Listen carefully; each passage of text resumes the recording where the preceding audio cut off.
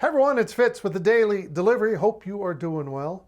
Well, after Tuesday night's 102-83 loss at Kansas, the second time, only the second time in school history that KU has scored 100 points or more on K-State, Bruce Weber was still looking towards the future and hoping to get his team into the NCAA tournament.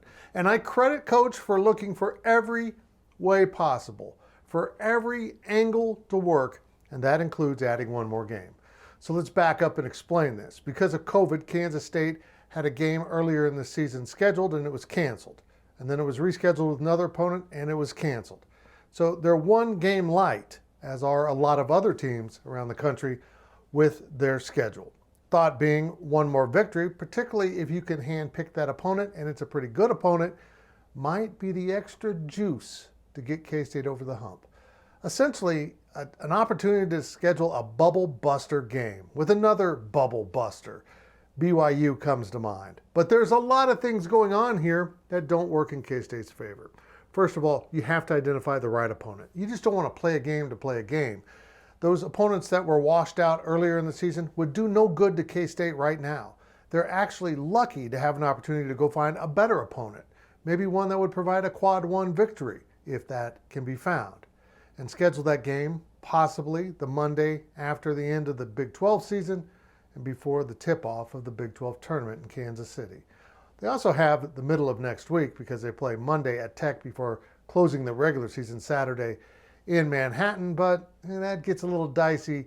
What if your team actually needs to win that home game? Are you distracting them from that task before moving on to the next one?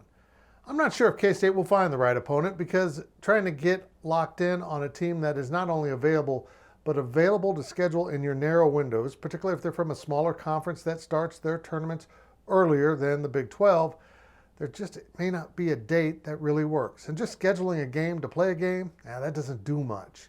What you really need to do is you need to pick your opponent and go to their place.